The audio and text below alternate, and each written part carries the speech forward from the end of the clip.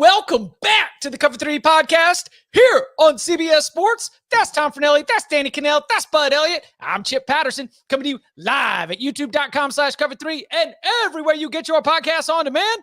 Thanks for hanging out. Smash that subscribe, smash that like, and come and join us in the chat, a.k.a. the Cover 3 Tailgate, where the tailgate's asking for a safe space. But I really am disappointed that neither presidential candidate addressed the Auburn quarterback situation. I mean, what you could have done in the famously swing state of Alabama to be able to woo over voters if you had addressed it. But yeah, nope. Turns out it was Cal eating the cats last week. Listen, they could have had so much. I mean, you don't think one of them would have done a lot with the package, like the small package versus, I mean, there was so much material there that I agree with you. Total missed opportunity.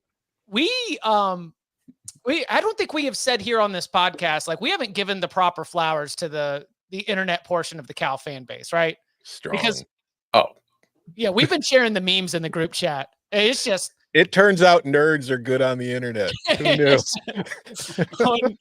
Unbelievable stuff. All right. So it is a Wednesday. We are going to be doing some big game breakdown, kind of a widespread collection of games, a lot of ones that aren't going to grab you right away, but so much that we can learn about these teams. On Tuesday's CBS Sports Network show, we got to dive in on Notre Dame, Purdue. We got to take a deeper look at Alabama, Wisconsin. Be sure to check those out on our YouTube page or wherever you get your podcasts.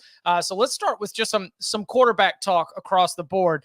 First, SMU. We're going to be going with Kevin Jennings over Preston Stone that we discussed on this Cover 3 podcast. You know, what does the co-captains thing mean? I mean, Bud, you were the first one to bring that one up. So no one's going to argue with Rhett Lashley based on the play, right? I mean, the play of Preston Stone does not suggest that he should have a firm grip on this.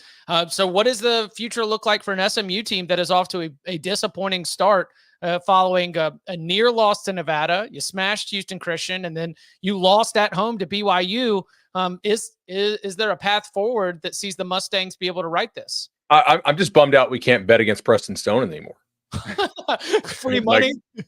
This to me is a material upgrade for SMU. I know we had said it in the group chat, we discussed it in the group chat preseason. It's like, guys, I'm hearing that Jennings is playing a lot better than Stone in practice. So I don't know what they're going to do here, but like Stone hasn't bounced back with like the level of play that he had pre-injury, and Jennings is a better player. And if they play Jennings full game, they beat BYU. I think like they wasted 3 or 4 drives on Stone.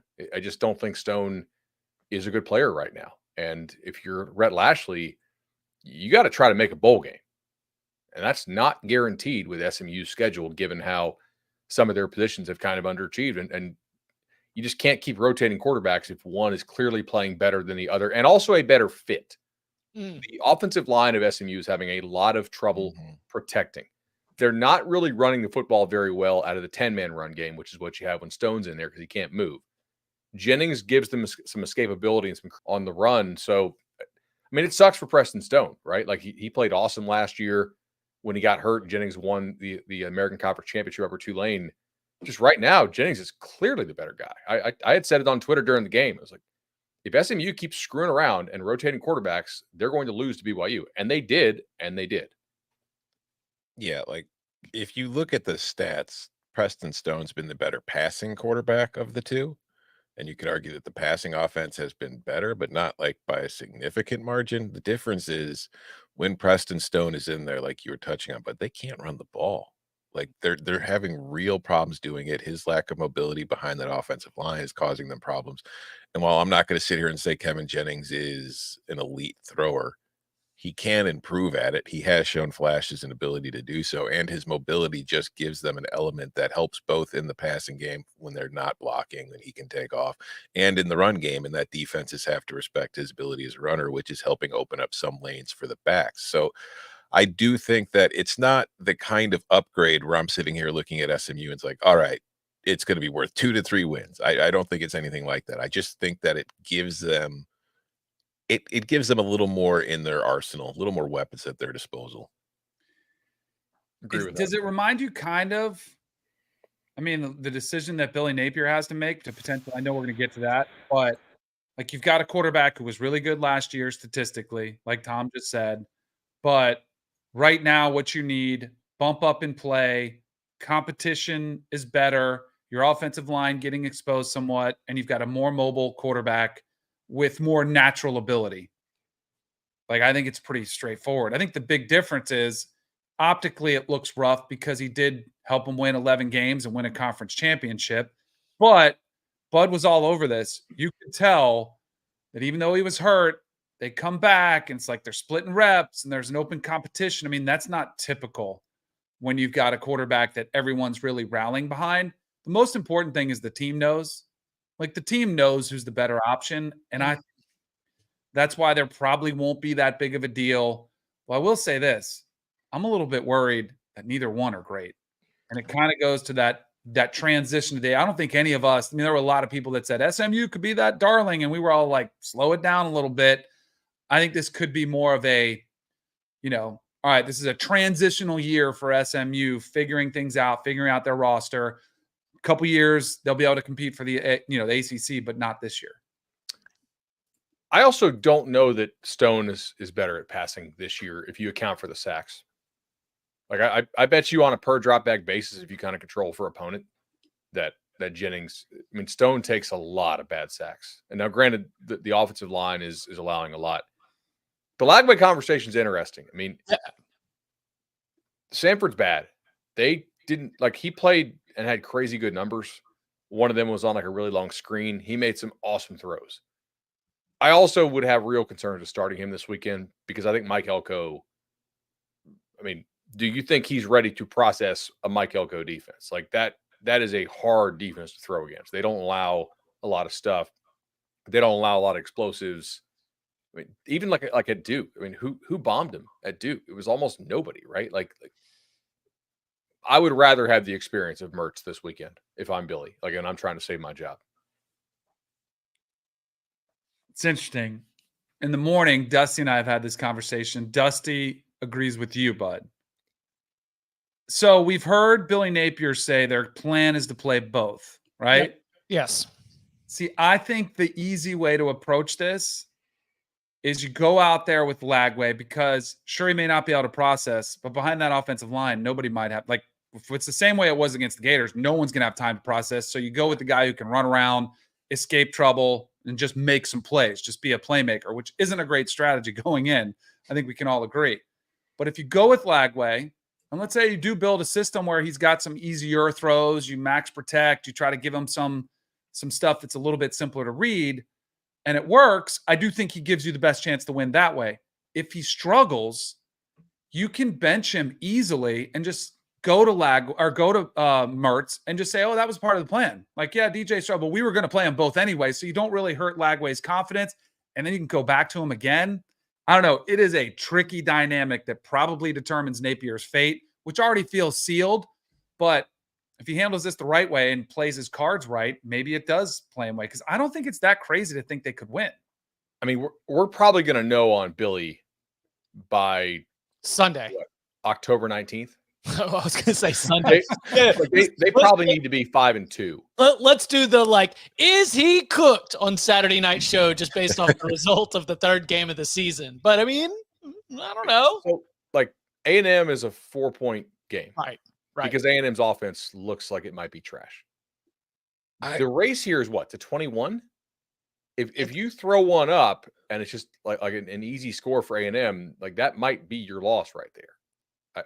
I think if he wants to save his job, he's got to be 5-2 after the Kentucky game. So to refresh, they're 1-1 right now. A&M this weekend at Mississippi State, which looks like it doesn't have SEC quality players on the lines of scrimmage right now because they got bullied by Arizona State. That was shocking. UCF at home, at Tennessee, that's a loss. Host Kentucky, which looks like a dumpster fire. Right. If you don't go 4-3 against that, I do think he gets fired. So, I mean, can you afford to screw around with the true freshman against Elko's defense? That's why I would play Mertz here. Rotate Lagway and some. I think you've got two great options, and wow, Billy Napier should feel good about both of them because no matter what you choose, things are going to go great. I do think he's got two good options. All things considered, there are quarterback situations that are worse. There are, for sure. God, yeah. I just don't sit there and look at Graham Mertz and say that's the guy who's going to save me, because he's Fair. not. Yeah. And I don't think quarterback is their biggest issue. I think there's a lot of problems on that team right now, but obviously quarterback, if you have the right one, can help gloss over a lot of other issues. So I don't know, if you're trying to save your job, don't you kind of want to sell some hope for the future? So is that not where Lagway would be the better option? Because at least if things aren't going great and your team is still not very good, but Lagway's showing flashes, you can sell, well, listen, this is going to be our guy next year. It's going to be much better season. The schedule won't be as difficult, blah, blah, blah. Whereas if you're playing Mertz and you're having the same results, you still have no idea about Lagway, and Mertz is gone. So it's not like you have anything to sell about 2025. So there is a lot that I think goes into the decision that has just a lot more to do with, can we beat Texas A&M on Saturday? So I'm thrilled that I'm not the one who has to make the decision, because I really don't think there's a clear answer on either side. Is that is that one of these games that's just unappealing aesthetically yet carries great significance? That's week 3. Yeah, this one too. So the game is going to be in Gainesville, right? In front of those fans. And if you lose again, just like you lost at home to Miami, I don't know. It ain't going to be great, because our inside source from the swamp, the one of the Florida persuasion, was saying that the Fire Billy Napier chants were coming down from the stands in that Miami game. If they can't do anything, I mean, that is one of the things about these great cathedrals of college football, is that when it turns, it can turn like toxic, and it catches on sort of throughout the sections. And that's something that I've definitely got my eyes on. Also, if he starts Graham Mertz, the first 3 and out, you're getting DJ chants from the crowd. Like, I feel bad for Mertz if he is, like, it's got to be good early, or it's going to be long. And then, like, let's say he rolls out with Mertz and they fall behind 14-3, and then he goes to DJ and DJ plays well. Like, then you might have cost him a game. I don't know. There are so many different dynamics to this decision. I don't know what he should do. I probably would lean towards Lagway, but I totally would understand if he went with Mertz. Like, I'm fascinated by the whole thing. I think the best solution is to win. Hey, listen, but it is both low-hanging fruit and legitimately interesting. Coach on a hot seat with the quarterback decision to make heading into a big conference game, but I find myself fascinated by it. I think it was either on Saturday or Monday. I'm pretty sure that we came out here and it gave a review or a more clear assessment of all of the things that went wrong for Auburn in the loss to Cal, which of course sparked one of the great meme campaigns of the season. Peyton Thorne is going to be the starter. Hugh Freeze says the package will be smaller. We're not going to ask as much from him. We don't need to linger on this, but is there another option that even looks attractive in that quarterback room? I mean, are you just riding with Peyton Thorne? Because the lines of scrimmage on both sides are not impressive overall. Like, as entire groups, they are not getting positive grades from me in the trenches. And so the issues seem far more widespread, but we have also never been a Peyton Thorne is your savior podcast. So what do we do here? Hugh Freeze announcing that he's going to stick with Peyton Thorne as QB1. The Predator meme, Hugh Freeze, Tom Fornelli on a date. I promise you the package will be small. I don't think there's anything revelatory here. Like, I think we've discussed it. Like, Bud was talking about it all off season. Auburn's on 2025. Like, whatever happens in this season, they will be happy about it. Now, I don't think losing to Cal at home was part of the plan, but as I said on Saturday night's reaction show, I don't really think that was that large of an upset, because I don't really think there's much of a difference between where Auburn is right now and where Cal is as a football team. But Peyton Thorne they're going to stick with Peyton Thorne, because what is the other option? They had all the time in the world to go find a replacement or somebody better. They never did. They were sticking with Peyton Thorne all offseason, despite everybody saying, how is this team not in the portal looking for a quarterback? And it's because they're saving all that money for next year when they're going to make a push. 100%. It's a little It's a little different, right? And I'm curious to know what Bud thinks, the quarterbacks behind him. Like Lagway, top player in the country. It's appealing. You see the raw potential. The young quarterbacks they have behind him, are they any good? Like I see 3-star and 4-star. I'm like, all right. No. I don't think that they are ready to be difference makers. Right. So, like, look, Auburn got an absolute gift from the scheduling gods here for a team that needs one right now. Like New Mexico comes to town. That's my worst rated defense in the country, and by a lot. I don't know if anybody here would disagree, but I mean, they're really exceptionally bad on defense. So Auburn's going to score points this weekend, regardless of who plays quarterback. Maybe you want to throw Hank Brown in there a little bit. I was never a big Walker White guy as a recruit. I don't know that he's the Auburn savior, but it's still way too early to tell. I definitely don't think he is ready to play in the SEC this year. Like the step up in competition for him is pretty huge. Like Lagway is just such a physical freak and a bright kid that maybe he can get it. But like I don't think White is that right now. I assume they'll flip Deuce Knight, so like eventually, like down the line, there's some real high upside there. But I don't think Auburn's 2025 quarterback is on the roster right now. I have always been told by my Auburn people who are pretty good sources that they will be big game hunting in the portal for a quarterback for the 2025 season. But like, what's the downside to playing Hank Brown a little bit? Like, I mean, like it's New Mexico. I guess the one message it sends is, and Freeze talked about this on whatever show he was doing, I was listening to, or on Twitter clips. It wasn't just Peyton Thorne. Right. Like the O-line played like crap. The receivers didn't complete some of their routes. Like the receiver blocking effort was piss poor. There were a lot of problems there with Auburn, but Auburn does need to make a bowl game. Like they can be all in for 2025 all they want. But if I'm LSU or I'm Alabama and Hugh Freeze misses a bowl game after how they finished last year, I am negative recruiting the hell out of these results. The pitch is basically this. Hugh Freeze is cooked. He's not that guy that he was at Ole Miss. I know Auburn's got a bag, but this guy can't coach anymore. If they miss a bowl, that's coming for Auburn on the recruiting trail. And the results would be hard to argue with. So they do need to get this figured out at least to make a damn bowl. But you get New Mexico, and then you get Auburn and Jordan Hare, and you get Oklahoma, which looks like a disaster right now in Jordan Hare. So Auburn, Oklahoma will probably be a game to determine who goes bowling and who misses a bowl. Take a look at Oklahoma's schedule. Tell me I'm wrong about that. Hey, welcome to the new look SEC, boys. I mean, this is different. All right, one more thing before we hit a break and jump into big game breakdown. We still don't have any kind of like confirmation here on our can we get a Riley Leonard smoke fire? What's our expectation here? Does it matter? Well, explain it further. Why do you say that? Would your opinion on this game change if they went from injured Riley Leonard, who can't or won't run, to Steve Angeli? I'm not ready to say can't or won't run without making like further assumptions on exactly like the nature of the injury, right? Because here's what we haven't heard. We haven't heard what we saw on Saturday. Like they were not running him. He was clearly banged up. Because we haven't heard anybody else come out and say he's fine, right? We've got the loose reports saying that he's got a little bit of a shoulder issue. We've got no comments in terms of his actual status for Purdue Notre Dame, which of course is going to be the 3:30 CBS game. But no one's also come out and said he's not going to play either.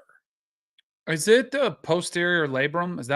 That's what I'm seeing as reports. Is that confirmed or is that? No, that's the thing is we haven't had anyone confirm it, but we haven't had anyone say that the reports are false either, which leads me to believe that there are people who are close to the program who have just been told you can't report it yet. And then that will come later. I think that's one where he could, his left arm, sling it up, put the, big old, kind of lockdown thing where you can still, run, you can still play the game. And then it becomes a lot of a pain tolerance issue. Like, all right, we're going to protect it from getting worse, but you got to wear this massive thing. And then it's like, just be one thing if you're a different position, but even throwing, the uncomfortable nature of that makes me wonder, like, man, is that going to, like, somebody who's already struggling to throw the football and, what impact it does. There's a lot of really interesting decisions for coaches to make on quarterbacks this week. Like, what do you do? and especially with somebody you're riding your hopes of the season on, because if it is this posterior labrum, and you might have to wear that for the rest of the season and just get used to it. Like I don't think it's just healing up on its own. It's just like it's going to be nagging all year, and maybe you take care of it after the season. So you said you had this injury, right? No, but I played with guys and I talked to a couple about it. And it's definitely, it's an Shoulder issue. injuries suck in general, period. Right. It's like, especially if you're a quarterback. If your job is throwing anything, a shoulder injury sucks. Yeah, I had posterior labrum, left shoulder as well, but I wasn't trying to play quarterback and get, And you had the surgery? Yeah. So how long did you have it before the surgery? Like, did you have life without it? Did you play golf? Did you do softball? Did you do anything active with it? Definitely couldn't play softball. Swing speed totally gone. As far as like that, you could play some golf, but just not well. Like it was annoying. But that's like there's different levels of tear, right? There's like a partial tear. There's like a fray. Like if you just completely tear it, that does kind of suck. But I think it depends on what position you play. Like, does it impact his ability to rotate? Right. Right now, that's not a really rotation, but it's more of like the pull down, right? I don't know. Think about a ball carrier when he does run. You want to secure it with this one, and then your kind of natural tendency is to keep the ball away from the defender and lean in with your shoulder to brace for contact. That makes it really uncomfortable to try to, all right, this is my most painful thing I'm dealing with. I'm going to lead with that. I don't know. The panic meter's starting to rise for the Irish.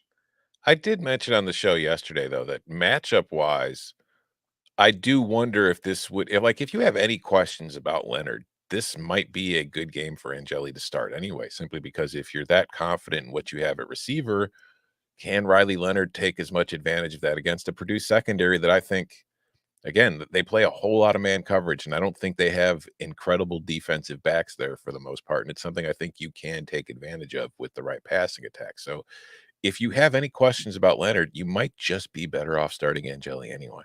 Yep. What if he balls out? That's great. Yeah, the worst possible is the worst case scenario that you have a good quarterback. Like, good. Is the worst case scenario that your passing attack takes a huge jump forward that people have been looking for? But to your point, Tom, right. I mean, am I wrong that there's just sort of like a physical advantage that some of those Notre Dame wide receivers are going to have if they're left in single coverage against some of Purdue's defensive backs? I think, you have to. I give Mike Denbrock the benefit of the doubt, seeing what he was able to do with LSU last year. Now, I don't think Notre Dame has Neighbors and Brian Thomas, but I think that scheme-wise, against a defense that is very aggressive and plays a lot of man on the back end, and is very, very dependent on their pass rush getting home, you can take advantage of that if your receivers are as good as they seem to think they are. Leonard played the game as far as like bad decisions that people think Peyton Thorne played on Saturday. Ooh. He didn't have the interception numbers, but I think he was worse as far as throwing the football, pulling the trigger, accuracy, all that. Yeah. Granted, Riley Leonard makes sense. Riley Leonard sitting in the pocket and throwing is not what you want out of Riley Leonard, period. It's just not his strength. That's why we were all like, where the hell is this draft stuff like coming from? Mm-hmm. In the offseason? Remember, we were like, yeah, I don't get this, bro. Like, he's like a college guy who runs around really well. He's not a thrower.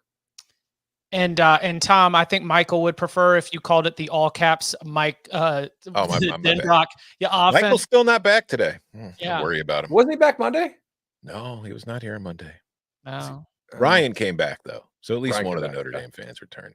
Yeah, it's all caps Mike Denbrock offense. If you call it Notre Dame, it's the all caps Mike Denbrock offense. Yeah, that's what you got to believe in. Left with clovers. You got to have clovers. With the clover emoji as well. I thought we had a comment from Mike on not the live chat, but on a post game video. Maybe he was busy. I thought I saw that because they're very distinctive. We got a lot of clown emojis and a lot of emojis. Yeah, that's what you got to do. All right, coming up on the other side. It is a Wednesday. It means it's time to go inside the matchup. And we begin with a conference, but not a conference game that might be one of the best games of the whole daggum week. We'll be breaking down Arizona, Kansas State next.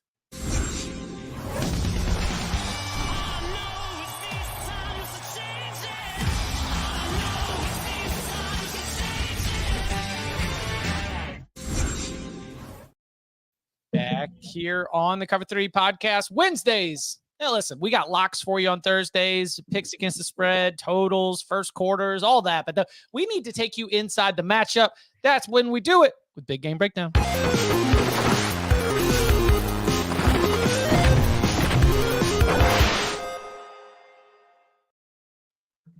Arizona traveling to Manhattan to take on Kansas State, a top 20 matchup between Big 12 teams on a Friday night that does not count as a Big 12 conference game. Listen, it's a tradition unlike any other. It's not the first, not the last time that we've had this, but certainly always unique, especially because these are two teams. What would we say, like 2 of the 5 teams that you would say are in the race for the conference title? Mm-hmm. 5's a wide enough net for both these, maybe even 4. Oh, okay.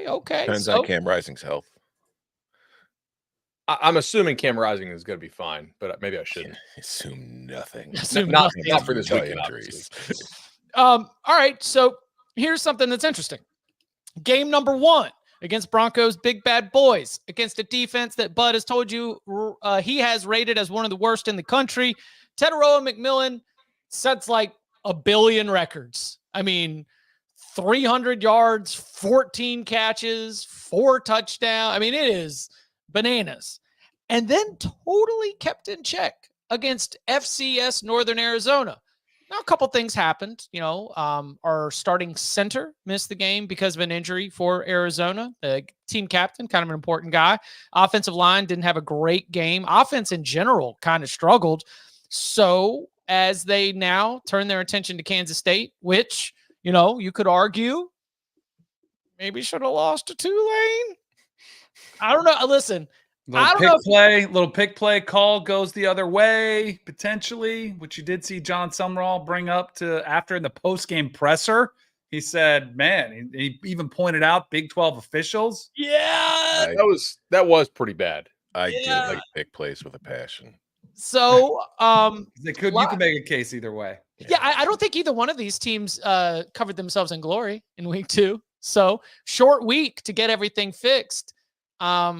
Bud, what's got your attention when we start to like go inside the matchup? What are some of the places where you think you've either got a good feel for it or a question that you want answered? I mean, I really want to know who's going to play, and I don't think that's like a cop out, but they have some guys who were like not playing in those games, as Chip mentioned on the Arizona side. How many of those dudes were held out for precautionary reasons and load management? Like if they're dinged up a little bit, they don't play because Northern Arizona is not any good. So right. There's no real penalty for not playing your studs. They had a couple offensive linemen miss the game. I know they had a safety miss the game. Like another safety got dinged up there. And on the Kansas State side, there's like 2 starting offensive linemen, I believe, who are not practicing still. So that's a position where they lacked good depth. Remember, they lost Cooper Beebe to the NFL. I also want to know how much QB run game do we see? Because we still didn't see a ton of it against Tulane. And they were able to win the game. And this is not a conference game. I get it. And Kansas State's chance of getting an at-large, I think, is pretty low, but maybe not 0, especially like if Tulane wins the American, which, I mean, through 2 weeks, they've looked like the best American team to me. So, I mean, well, Memphis. I guess you could argue Memphis, but Memphis failed to cover when Troy's quarterback got knocked out. So that they didn't really cover themselves in glory in that game. Like Tulane actually took Kansas State to the wire. If Kansas State doesn't care about getting an at-large, then maybe you do save the bullets with Riley's legs. You mean with Avery's legs? Sorry, with Avery's legs. Yes. Yeah. So much Riley on the brain today. But like Riley, you probably need his legs to win this ball game. I think they were full playbook. I don't think they were hiding anything. Okay. Yeah, I think they play. I thought offensively they picked it up. They got what they needed late. I think the big thing here is the concern is the defense, which got absolutely shredded. And now you got one of the best receivers in the country and a talented quarterback. They're going to have to slow down, who I give them a little bit more of a pass of probably looking ahead to this game. It's Northern Arizona. It's an FCS school. Didn't look great, kind of played down a little bit. But that to me is the matchup of this game. I think, you mentioned the injuries and the guys that they're missing on the offensive line. I think that for the most part, Kansas State, at least in the run game, they've run the ball really well behind Giddens that has had a good offensive start to line. the season. Yeah, I think the offensive line is playing very well in that aspect. I don't think they're nearly as efficient going backwards as they are plowing forwards. So, like when it comes to pass protection, I don't think they've been that great. But they haven't used Avery Johnson much in the run game, but like you just said, that DJ Giddens has been their workhorse. He's been very effective. They've been sprinkling in Dylan Edwards to very good effect in his limited carries. He's averaging over 10 yards per carry. And it's an interesting matchup because like they played Northern Arizona last week and they played, what was it, New Mexico in the first week. Like to this point, their run defense has been pretty okay, but they haven't faced anything close to what they're going to get. And I do think you're going to see a lot more Avery Johnson run game in this one because it's not a conference game, but it is still something of a resume game. And when you look at the other side, Kansas State defensively, they've been pretty piss poor against the pass. And I think that going up against Noah Fafita and Teteroa McMillan, that is something you don't really want to have exposed too often. So I would think you're going to lean on Avery Johnson in the run game because that is his strength. Like he's been good as a passer this year, but I still don't look at him as somebody who is going to, lead a passing attack. So far this season, he completed one like deep ball down the middle of the field, but on passes between the hash marks, he's 3 of 7 with an interception. He's very much the sideline to sideline guy. And also, it's not that they haven't even just used him in the run game. He's not even rolling out in the passing game. Like they have had him dropping straight back and firing from the pocket. So I don't think Kansas State has used its entire playbook. I do think we are going to see a very different looking offense in this game that kind of knows it's probably going to have to score a lot of points to win this game. I don't think they're going in there thinking, oh, we can hold Arizona to 22. I think they're like, we might have to score 30 something to win this game. Against Tulane, he had 4 scrambles and 5 non-scramble rushes. Mm-hmm. Like, I think if you're not like, he's the best player they have on offense, his legs specifically. Like, I don't think these Kansas State receivers are anything to write home about. The offensive line is not as good as it was last year. If he's not getting like 2 design carries per quarter, that's the way Kansas State makes the conference championship game is Avery Johnson's legs. Like that's what makes this offense scary. I am concerned about the defense because I thought the defense would be much better than it showed against Tulane. And that was a pitiful effort. Honestly, like to let a true freshman who I think is good rip you up like that is a real concern when it gets time for conference play. And the other thing here is that I think Arizona's secondary is way better than its front 7. So you better be running the football. Like if they drop him back as much as they did against Tulane, I think he's throwing picks. I'm going to pull this from the tailgate because it certainly sounds like we've gotten some tape action here. So don't think Avery fits the air raid passing attack that Wells, because remember, Matt Wells, the former Texas Tech head coach, was hired as the quarterbacks coach. They promoted Connor Riley. Does that sound right? Offensive line coach got promoted to offensive coordinator. Looks like there's some, brain trust sort of organization that they have. Matt Wells is trying to run. He is more of a street ball guy, and Wells is trying to make him a West Coast air raid passer with short concepts. Does that line up with what your eyes have told you about Avery Johnson? He's been in the pocket all season in the passing game. I mean, are we thinking they're running straight air raid? Matt Wells was not, as far as I can tell, off the Mike Leach coaching tree. No, it's not air raid. I don't think that's an accurate. I would say. What about like pocket passer? Yeah, no, they've tried it again, like 30, like 90. Yeah, he's thrown one pass while rolling out. Period. That's it. Only one designed. I mean, there's been there might have been a scramble where he just kind of took off out of the pocket and tossed one. But as far as a designed rollout, they've only done it once. This is why I wonder if they're saving it. He is skinny, right? Yeah. Like you're probably going to need 70 plus design carries from him in conference play if you want to reach the conference championship game. That's like 8 a game, 9 conference games. Like how many hits can he really take? Like if this is what it is, they're in trouble. There better be something else that utilizes his legs more because these Kansas State guys around him, they're just not special. They don't look impressive to me.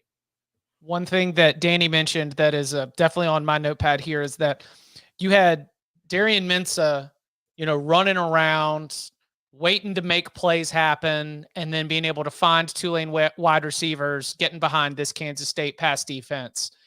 You are dealing with a upgrade, my opinion, in quarterback, going from Mensah to Noah Fafita, and you were dealing with leaps and bounds of an upgrade when you go from Tulane's wide receivers to Tetaroa McMillan. I just could not. And look, Chris Kleiman said after the game that they made defensive adjustments, and those defensive adjustments made the second half a little bit better for the Wildcats defense than the first.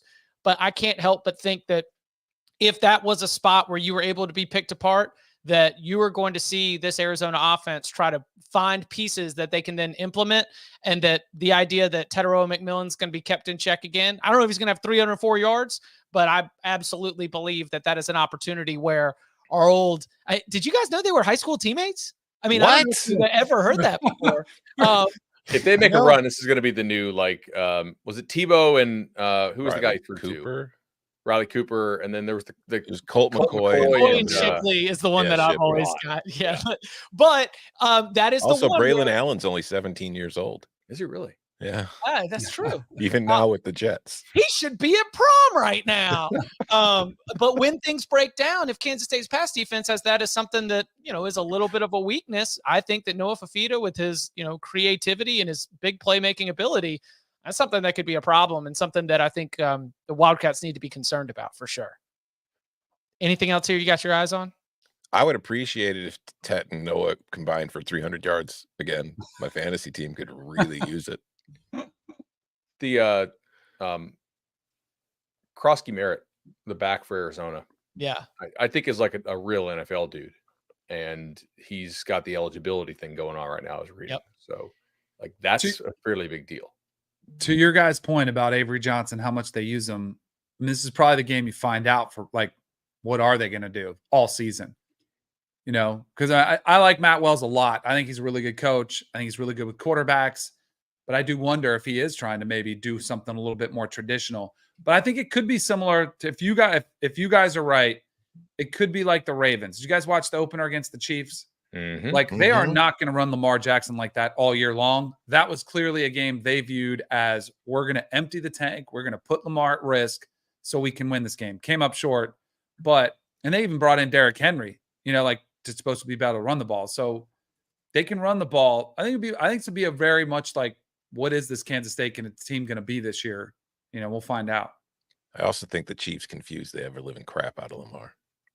They did. They were dropping linebackers in 2 deep coverages. It was crazy.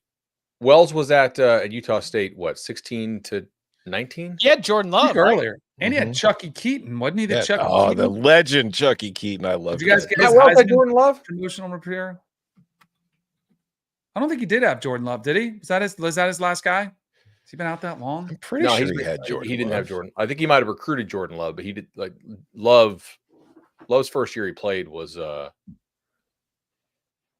19, and Wells was gone. I remember the Jordan Love Heisman campaign had the Candy Hearts. Candy Hearts. Yeah, I used to love Jordan Love, and then he betrayed me.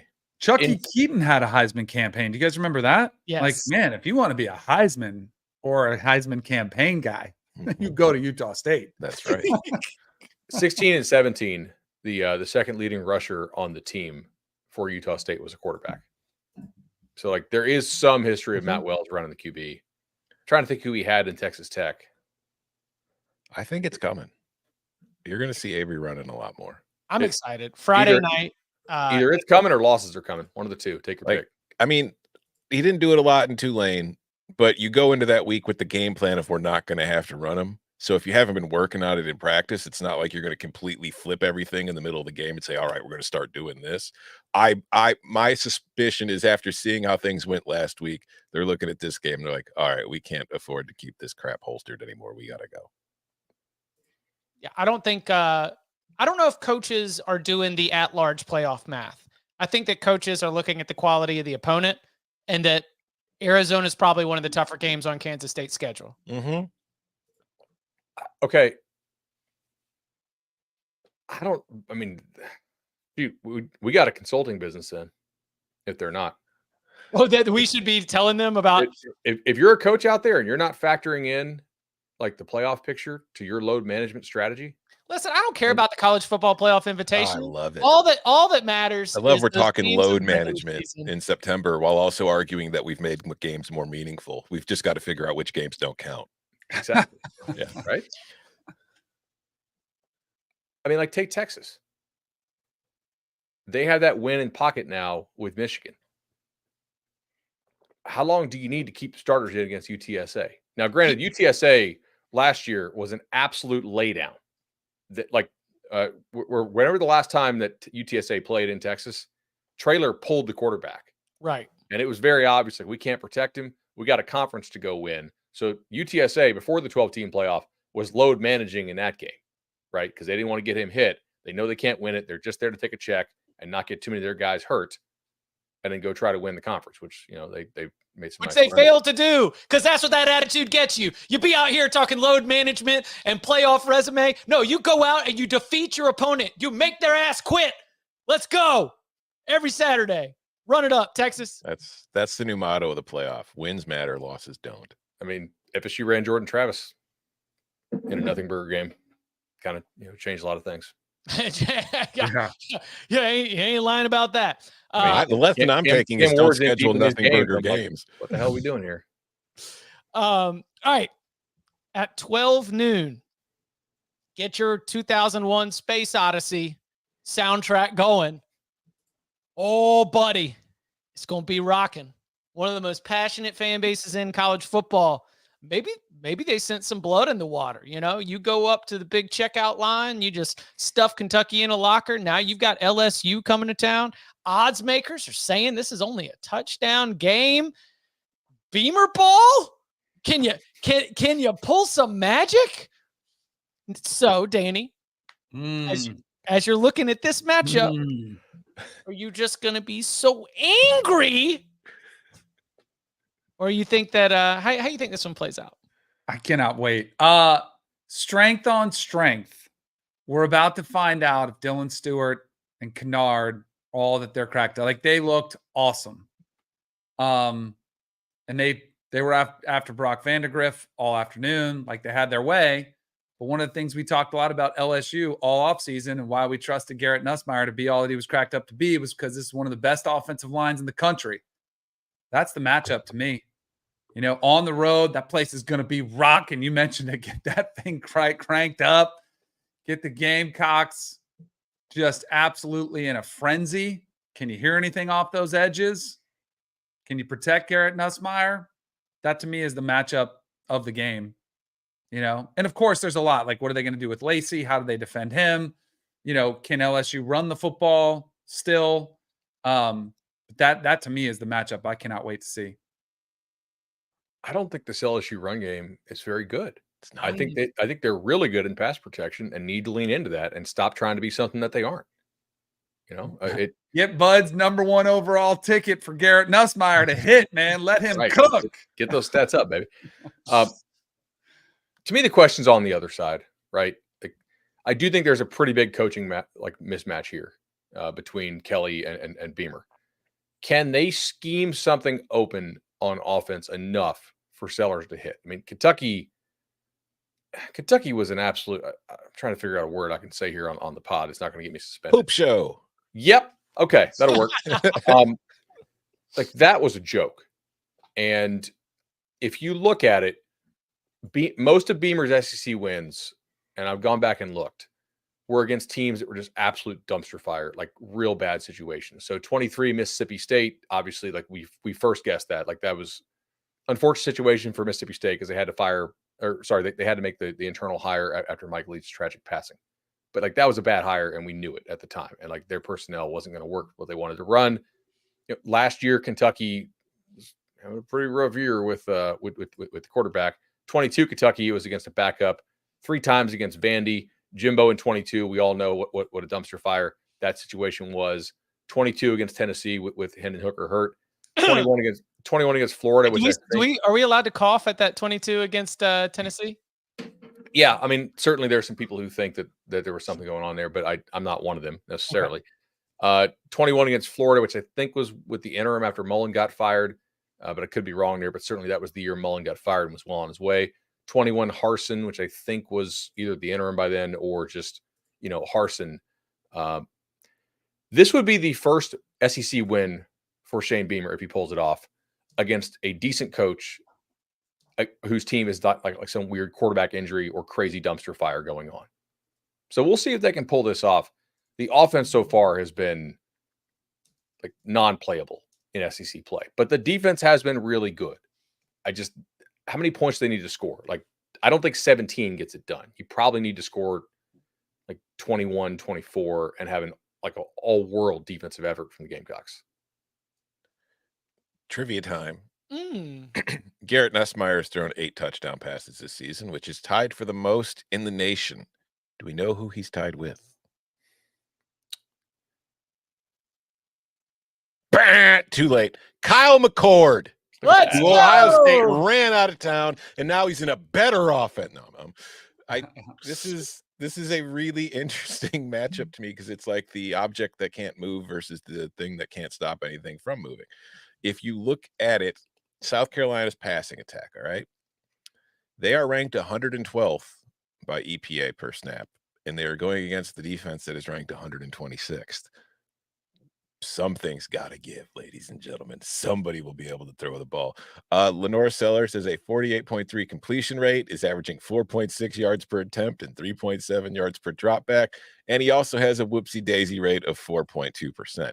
If this isn't the passing attack for LSU to have a good game against, oh my God, we are taking every over on every quarterback that faces this team for the rest of the season. My God. On the other side, like you mentioned it, Bud, LSU's rushing attack is not very good. They rank 104th in EPA. They're 80th in explosiveness. It's just not there. I do think they need to just kind of lean back and rely on Garrett Nussmeier to chuck the ball around. But South Carolina's defense so far to this point, pass defense, ranks 3rd nationally, EPA per dropback. But how skewed is that by Kentucky being awful? And we get the, Danny mentioned, we'll get a good idea of how good this defensive line actually is. Like, I think it's good. Is it elite? Yeah. We'll have a much better idea of that after this game. So this is a big game it's a big game breakdown. It's a big game for both teams in that if South Carolina does win it, like you're mentioning, Bud, this would probably be their biggest win under Beamer to this point. And it, gives you that kind of confidence going forward into the rest of the SEC season that, hey, we're going to be ranked. We're going to have a chance to do all this. We've beaten LSU. Who the hell can't we beat on the schedule?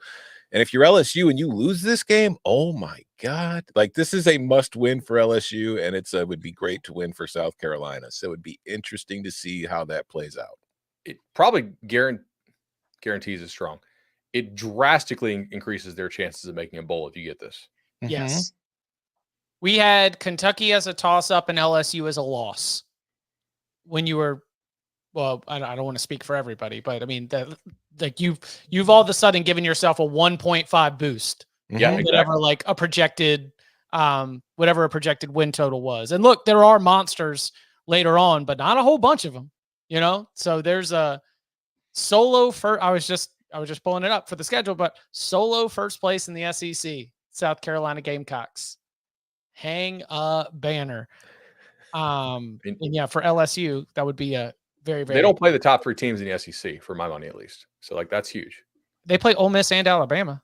Well, I think Tennessee's better than those teams. Georgia, Texas, Tennessee. Okay, yeah, that's fine. Slightly, like by a point. Vandy is right. Avoiding Georgia and Texas are that's a pretty big advantage this year.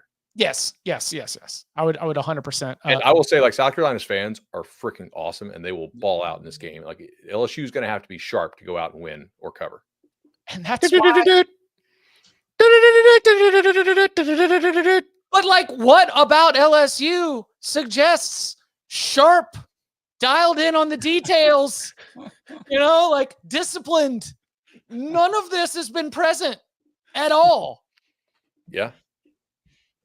We'll see. One team looks more talented and is totally untrustworthy. So let's send them into Williams-Brice for a noon kickoff, and let's see how that goes. Good luck. Coming up on the other side. Oh yeah, we don't just give you a couple big game breakdowns, because on a week like this, when there's so many other games that we might have quick thoughts or intrigues or questions about, well, we're going to get to those too. So a little bit of time we got left. We'll go maybe some rapid fire through some mid-game breakdowns, all that and more. Next. A Quiet Place Day 1 is now streaming on Paramount Plus. It's thrilling, terrifying. It will make your heart pound out of your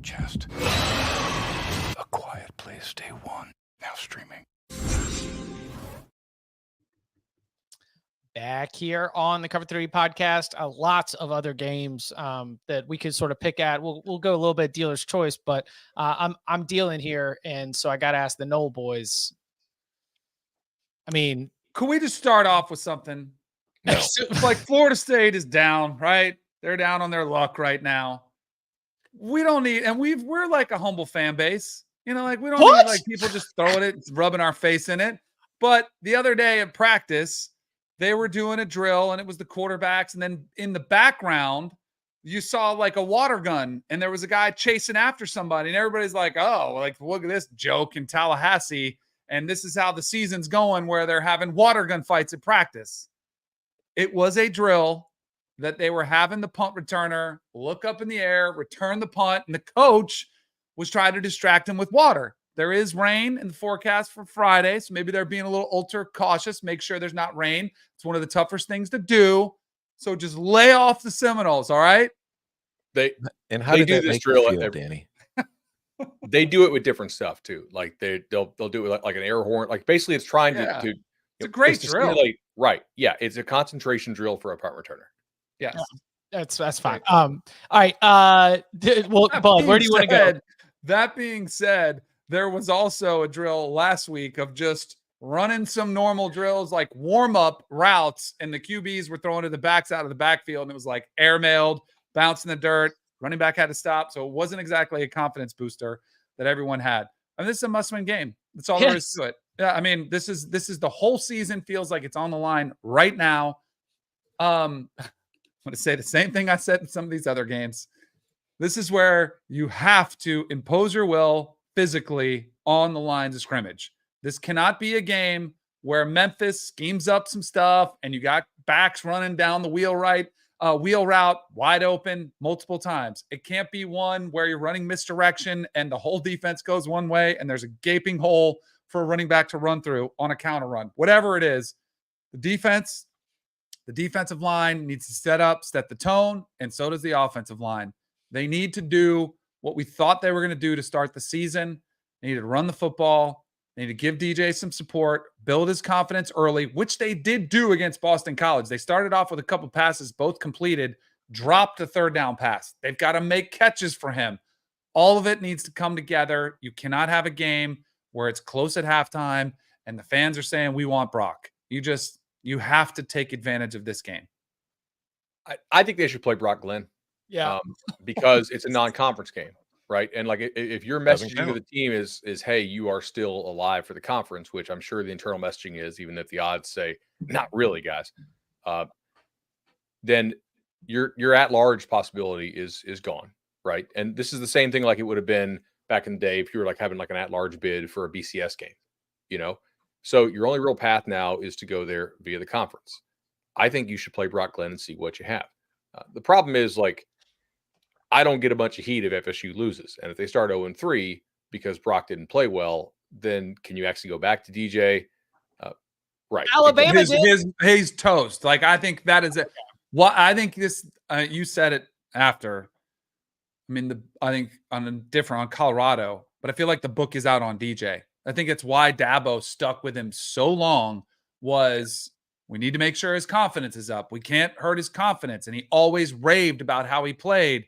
And even Mike Norvell pulled the page out of that playbook earlier. Remember, we even discussed it, I think, on the show when he gave a press conference and he said, DJ's been spectacular in practice. Like, they've tried to build him up. I think they run the risk of totally doing him in. I mean, it might already be done. Also, maybe, Bud, you have other intel. I can only go from what I've seen on the field. I mean, Brock Glenn looked worse in the ACC championship game. Well, he got hurt in the ACC championship game. If you go to Brock Glenn, there will be a lot more quarterback run. Like, Glenn's a way better athlete than DJ. So yes, we'll see. I mean, Memphis certainly hasn't looked great either. Like, that game against Troy was not a good game. I mean, Memphis has a much better quarterback in this game. We talked about that with Hennigan all offseason. I don't know. I really don't know what they will do. So we'll see. All right, Bud, what other games or even, quick thoughts, matchups, anything that's got your attention? Are we sure Colorado State's any good? No, it's not. Because I think Colorado State might be really bad. Correct. And that, like, this is, I mean, there's like almost like a threshold thing for Colorado, right? Up here, they can't block, and then the offense falls apart. But everything else kind of down here, they can pass protect it enough to where Shador and these receivers can carve people. I don't know that Colorado State has anything on the D line that could or should give this offensive line trouble physically. Now, it may just be really, really poorly coached. And I think a lot of us have had that hunch. And the way they handled some of those stunts and twists for Nebraska, and that was embarrassing. But if they just have some modicum of coaching in this game and they don't turn guys just totally loose at Shador, he's got to be able to just carve these guys, I would assume. Because I don't think he should not be pressured based on the defensive line personnel that Colorado State has. Like, that's not – I watched some of their PFF clips last night. I don't think they have guys there. I watched the all 22 of that game. And I mean, it was evident in the game while you were watching it live, but the rewatch, they got the shit beat out of them on both lines of scrimmage. Like, Nebraska was just whooping them in every single. It was bad. Like, they couldn't set an edge. They were just like, they were going like half speed. There were huge holes on the other side. They couldn't block it. It was rough. It didn't stop Jay Norvell from talking a little smack, though. Yeah, I don't think. I mean, that's the thing. Like, Colorado State is not very good. They weren't. North Dakota State's better than Colorado State. How much, as far as the lines of scrimmage, are we sure that North Dakota State's better than Colorado State? Because I think North Dakota State's better than Colorado State. Oh, I think as a team, I'm just saying along the lines of scrimmage, I'm not convinced that the gap is that wide. And Colorado has struggled with those guys too. So I don't know. That's why I'm like the communication thing. You know, there's certain teams you're going to struggle with because you don't have the physical talent to handle them. But there are certain teams that you need to not struggle with because you're well coached enough to not just turn dudes loose. That's what I would worry about here. I think if Colorado gets some of the communication and coaching stuff fixed, they should be just fine. Is Jalen Daniels okay? Like, he got hurt? I didn't see him get hurt. I don't know. You tell me, Tom. Did he look the same from week 1 to week 2? They kept him in the pocket. That was the game plan. Like, they didn't let him get loose. We don't really know if Jalen Daniels can read a defense. Yeah. Okay. Last year, we know he's a really accurate passer when he knows where to go with the football. But that stuff was schemed up big time for him last year. And this is not the same offense they're running. And it's not as obvious for him where to go with the football. Like, we don't really know. So UNLV is not like, this is going to be a big learn for UNLV game too, right? You know, you get your notepad out, you figure out what we're going to do with the Rebels the rest of the way, but it sure feels like it's a game that UNLV could win. Definitely. Yeah. The line's what, 6.5, 7? Yeah. 7.5, somewhere in there? I didn't. 6.5. Yeah, I think Kansas wins. Like, my takeaway, and I know this is for me, so everybody's going to take it with a grain of salt. My takeaway from the game was Illinois is better than most people realize, and Kansas is bad. I was actually more impressed with the Kansas defensive line than I anticipated. Yeah. I thought I picked Illinois to win and bet Illinois because I thought Illinois would bully them. And they didn't as much as I anticipated. Illinois' receivers made some circus catches, which was like Franklin was worth every penny, as Tom said on the Monday show. And Illinois' defense just allowed fewer just wide open guys than I anticipated. Quick reminder to the tailgate, anybody watching live, we did big game breakdown for Alabama, Wisconsin, and Notre Dame, Purdue on Tuesday's show. It was on CBS Sports Network. You can watch it on YouTube or get it wherever you get your podcasts. Rivalry game, backyard brawl. Woo! Fun one. That's a fun one. It's a fun one. I got no clue, but I am excited. I'm leaning. I mean, just the vibes, right? You coming back, Cincinnati, big win. Yeah. Yep. In Pittsburgh as a home dog. Come get these locks. Let's go. UCF TCU. Good game. Good game. Will UCF throw a pass? Let's find out. I mean, it's like they don't seem like they're really interested in doing so. Should they? Right. That's a better question. Should UCF throw a pass? We're going to find out because remember, TCU lost one of the highest dollar free agents in the portal this offseason to Oklahoma. Oklahoma. The big D tackle. Dominic. And then they've had a couple more injuries on the interior defensive line since then. So Chip's question is that you nailed it, buddy. Will they have to throw a pass? Yeah. We discussed it a bit on yesterday's show, but we've got the former Pac-12 rivalries. We've got the Civil War. We've got the Apple Cup. I think Oregon will be fine. I think Washington should be scared. Yeah, I'd agree with that stance. Yeah. Washington State could win. Yeah. Mm-hmm. I don't have a great beat on Washington. This is a great opportunity to figure out more on. I will not have a lock on that game. Wait, actually, I might have a lock on that game. I think Hunter and Boston are really good receivers. Must be a really solid lock. It's an incredibly specific lock, Tom. It's not a who will win the we game. got a fourth quarter team total coming. It's not a who will win the game lock. It's just a vibe. A good coach, right? Mm-hmm. Quarterback Will Rogers, I think, is at least decent, maybe better than decent. And they have two really, really nice outside receivers. Right. Outside of that, they are a football team about which we are still learning. Oklahoma? Are you broken? About to find out. Do you really trust a true freshman in there, like to go in there and score against Venables? How many points do you need to score to beat Oklahoma right now? 15. Wasn't that score last week? I mean, wasn't it 7 to what was it? Would they put up 16 last week? Man, they're dropping bodies left and right. I mean, I don't know. What's Dusty say?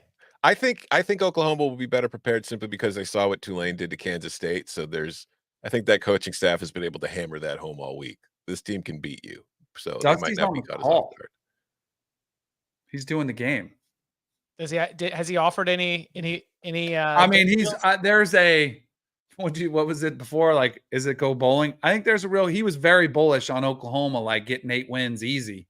Going to surprise a lot of people, and I think there's a serious gut check for everybody. Also, Jackson Arnold. I mean, no surprise, he's catching a lot of heat. Like, oh, is he ready? We're talking about confidence. Feels like his confidence is shaken early. So, could you imagine Gabriel behind this offensive line?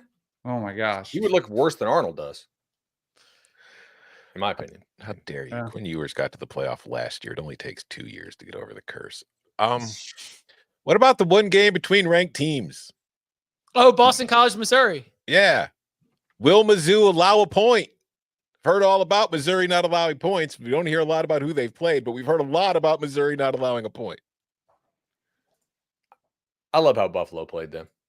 Did you watch that? No. They're like, bro, give us our check.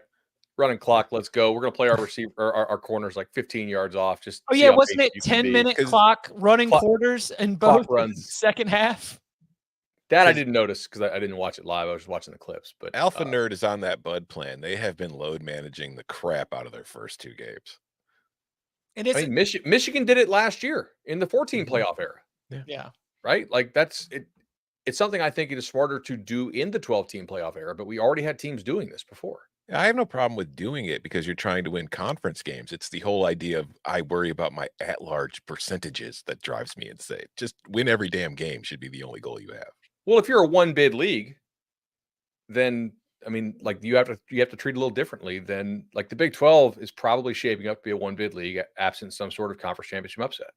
But is your goal just to get to the playoff or to win the title? Because if you're in the SEC, it's a lot more difficult if you don't get that bye. I think it's to get to the playoff for almost all these teams. Like if you're a coach, you get to the playoff, you get a big extension. If you're the AD, you get an extension. If you're a fan, you make it to the playoff, you're happy. I don't know. People don't get fired for making the playoff. I feel like Georgia fans will be happy if they just get to the playoff.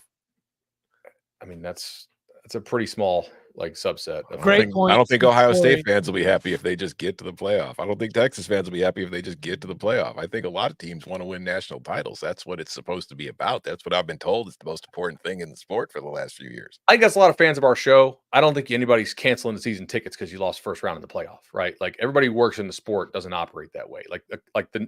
We love y'all. You're the reason our show charts on Apple because you're that passionate about it. But people who make decisions don't think like that. Great point from Corey. Should the Rebels be afraid of the CW? Wait, I wish. It's good. That's a great call, but it's a good. I mean, we have seen some some catastrophic results for teams with hopes and dreams. We'll see. Calandria did bomb Wake Forest. So what's Jackson Dart going to do? It's an incredible, it's a great observation right there. All right. Danny already dropping the tease and an incredible rendition of the theme song. Thursday, 11 a.m. Eastern time. Come and hang out because the Cover 3 Tailgates moves lines. I kid you not. The Cover 3 Tailgate will move this. So come and watch live. YouTube.com/cover3 for our best bets for the weekend. Moneyline, sprinkles, and more. And you can follow him on Twitter at Tom Fernelli. You can follow him at Danny Cannell. You can follow him at Bud Elliott3. You can follow me at Chip_Patterson. Gentlemen, thank you very much. Thank you. See ya.